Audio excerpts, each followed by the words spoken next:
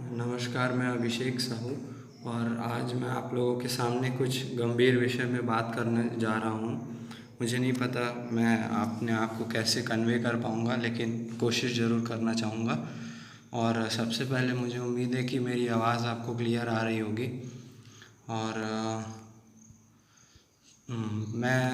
मेरा नाम अभिषेक साहू है। मैं भिलाई में पढ़ता हूँ और भिलाई में जिस स्कूल में पढ़ता हूँ वहाँ की एक स्टूडेंट के साथ बहुत बुरा हादसा हुआ। पिछले साल 13 जून को एक श्रृंखला यादव नाम की स्टूडेंट थी, हमारी बैच की स्टूडेंट थी। उसका बहुत ही भयावह तरीके से उसका मर्डर कर दिया गया। और आज ही के दिन 15 जून को वो अपने अपनी ज़िंदगी से लड़ाई हार गई और उसकी मौत हो गई। तो आप में से बहुत सारे लोग जो भिलाई के या छत्तीसगढ़ के हैं वो सब इसके बारे में जानते होंगे, इस घटना के बारे में। आज एक बार फिर आपको जल्दी से मैं इस घटना के बारे में बताना चाहूँगा। एक लड़का था जो श्रृंखला को बहुत स्कूल में जानता था। उसके बाद उसने, जैसे स्कूल में होता है नॉर्मल ये सब चीज़ें, दुनिया भर की जो डिस्ट्रैक्शन वाली चीज़ें होती हैं, बहुत खुल के बोलूँगा कि जो गर्लफ्रेंड बॉयफ्रेंड ये सारी चीज़ें होती हैं, वैसे टाइप का वो लड़का होगा। उसने उससे वही सब बारे में बात की श्रृंखला से, और वो नॉर्मल सी बात है। कोई स्टूडेंट इन सब चीज़ों पे, सारे स्टूडेंट नहीं होते, सारे स्टूडेंट्स बहुत सारे पढ़ाई में फोकस्ड होते हैं, तो वो भी फोकस्ड स्टूडेंट थी। तो उसने उस लड़के से बातचीत करना बंद कर दिया नॉर्मल, और कुछ दिन बाद पता नहीं ऐसा क्या हुआ कि उसने उसका मर्डर कर दिया। और बहुत ही ऐसे मर्डर किया कि आप सोच भी नहीं सकते कि वो एक स्टूडेंट ने किया है। और सबसे बेकार बात यह है कि श्रृंखला तो 18 साल की नहीं हुई थी, लेकिन जिसने मर्डर किया वो भी सिर्फ 6 दिन कम थे उसको 18 साल के होने में। तो उस चीज़ का उसको बेनिफिट मिल गया कानूनी तौर पे, और उसको वो उस हिसाब से ट्रीट नहीं किया गया कोर्ट्स में जैसे किसी एडल्ट को किया जाता है। जबकि उसने जो क्राइम किया है वो किसी भी रूप से एक छोटा क्राइम नहीं है। किसी का मर्डर करना बहुत बड़ी बात होती है, और उसने उसको मर्डर किया इंटेंशनली, प्लानिंग के साथ में।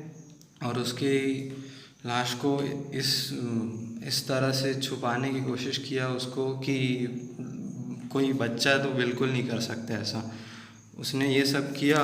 उसके बाद उसको कुछ टाइम के लिए जेल में तो रखा गया, लेकिन फिर वो क्लास 12th में था, तो उसने कोर्ट से ये कहा कि उसको पढ़ने के लिए उसको परमिशन देनी चाहिए। और तो कोर्ट्स ने 3 महीने के लिए उसको रिहा तो कर लिया पढ़ने के लिए, लेकिन फिर वो 3 महीने के बाद, अभी ये कोरोना और ये सब आने के बाद वो आगे बढ़ गई चीज़। तो अभी भी जैसे हम लोग बाहर हैं वो वैसे ही वो भी बाहर है। तो ये सबसे ख़राब चीज़ है। 1 साल होने के बाद भी श्रृंखला को कोई भी जस्टिस नहीं मिला है। उस केस को बिल्कुल लाइटली ले रही है पूरी एडमिनिस्ट्रेशन। ये बहुत ख़राब चीज़ है।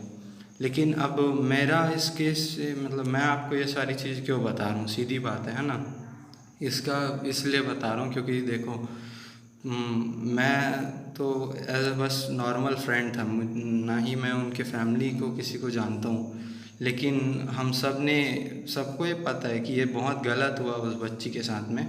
लेकिन उससे आगे बढ़कर हमें ये भी सोचना पड़ेगा कि अगर हम यही सोचें कि इससे हमें क्या फ़र्क पड़ता है, अगर हम उसके लिए कुछ आवाज़ उठा रहे हैं तो इससे हमें क्या फ़र्क पड़ता है। तो सबसे पहली बात तो ये कि देखो, इससे हमें थोड़ा आगे बढ़ के सोचना चाहिए कि हमें सेल्फिश नहीं होना चाहिए कि हमारा क्या जा रहा है, उसके साथ कुछ भी हो रहा है।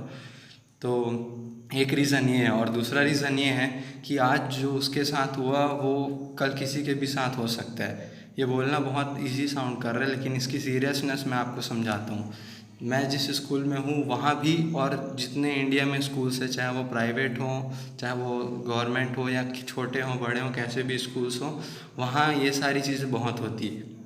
पढ़ाई लिखाई हो या ना हो, लेकिन ऐसी चीज़ें जब अब क्राइम हो जाती है आगे चल के, वो सारी चीज़ें वहाँ बहुत होती हैं, एक्टिविटीज़।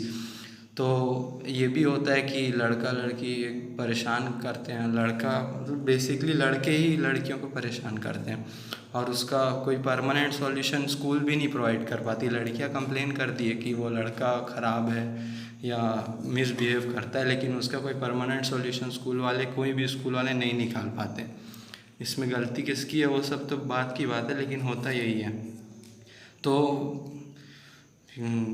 ये बहुत अजीब बात है कि हम लोग को लगता है, हमारे पेरेंट्स को लगता है कि जब अपन स्कूल जाते हैं उसके बाद हम लोग एकदम सेफ़ हैं, हम लोग सिर्फ पढ़ाई करके वापस आ जाएंगे, लेकिन ऐसा होता नहीं है। हम लोग पढ़ाई तो करते हैं, लेकिन उसके साथ हम लोग इतने टाइम तक अगर कहीं पे बाहर हैं तो होता ये है कि कोई भी आपको आके कैसे भी बात कर सकता है ना। और मतलब इतना स्कूल में जो एटमॉस्फेयर रहता है, वो एक दो स्टूडेंट्स तो होंगे ही, चाहे कितना भी बेस्ट स्कूल हो, कुछ स्टूडेंट्स होंगे ही जो लड़कियों के साथ अच्छे से बिहेव नहीं करते, और यही चीज़ें आगे जाके उन लोग को लगता है कि हम लोग सही कर रहे हैं, क्योंकि उन लोग ऐसे ब्रेन वॉश टाइप के बच्चे होते हैं, डिस्ट्रैक्टेड टाइप के, इसलिए उन लोग अपना काम करते जाते हैं और स्कूल वाले उसको रोक नहीं पाते हैं। और बच्चे कितना ही रोक पाएंगे, बच्चों को पढ़ाई से मतलब है, वो इन चीज़ों में ज़्यादा ध्यान नहीं लगाते। उसके बाद आगे जाके ऐसी इतनी बड़ी घटना हो रही है, मतलब ये तो अगर जब तक उस बच्चे को सज़ा नहीं मिलेगी, समाज में बहुत गलत मैसेज जाएगा कि ये कैसे हो सकता है। मतलब अगर उसको सज़ा मिले तो ठीक है, मतलब अच्छा ही है, सज़ा मिलनी चाहिए। सही गलत तो है, वो गलत तो है ही, लेकिन सज़ा मिलनी चाहिए, नहीं तो फिर आगे जाके बहुत ख़राब चीज़ हो जाएगी पूरे समाज के लिए। और वो बच्चा भी एग्ज़ाम दिलाएगा, जैसे हम लोग क्लास 12 के एग्ज़ाम दिलाया, वो मर्डर जिसने किया मर्डरर, वो भी एग्ज़ाम दिलाएगा। फिर पता नहीं यहाँ के जो प्रोसेस है, लॉ का प्रोसेस, उसके चलते वो पता नहीं कि उसको सज़ा आखिर में मिलेगी या नहीं मिलेगी। और हम ये भी जानते कि शायद 2012 में वो हुआ था, जो निर्भया कांड हुआ था वहाँ पे दिल्ली में, उसका भी जो वो आने में, रिज़ल्ट उसका फ़ैसला आने में इतना टाइम लग गया सुप्रीम कोर्ट में। अभी तो खैर वो चारों लोगों को फांसी हो गई, लेकिन उसको इतना टाइम लगा।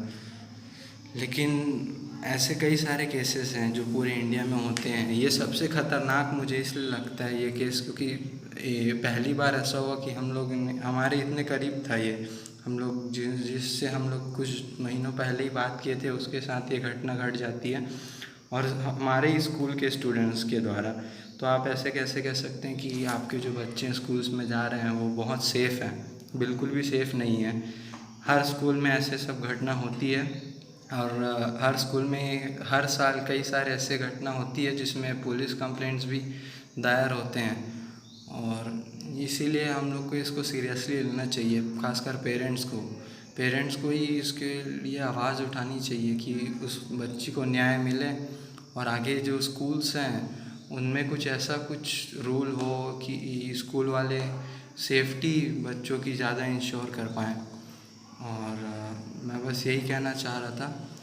और मैं ये भी आप सभी से गुजारिश करूँगा कि हमें कुछ ज़्यादा बहुत कुछ कर नहीं सकते। हम एक एज अ स्टूडेंट हम लोग सोशल मीडिया ऑलरेडी यूज़ करते हैं, ये सब मोबाइल टेक्नोलॉजी ये तो यूज़ करते ही हैं, तो क्यों ना हम 5-6 मिनट या कुछ भी एक छोटा सा पोस्ट लिख कर ही इस बात को फैलाएं। और कई सारे लोग कर भी रहे हैं, जिसके थ्रू मुझे भी आइडिया है और मैंने भी ये किया। तो उम्मीद है आपको मेरी बात समझ आई होगी, मैंने अच्छे से समझाया होगा। धन्यवाद।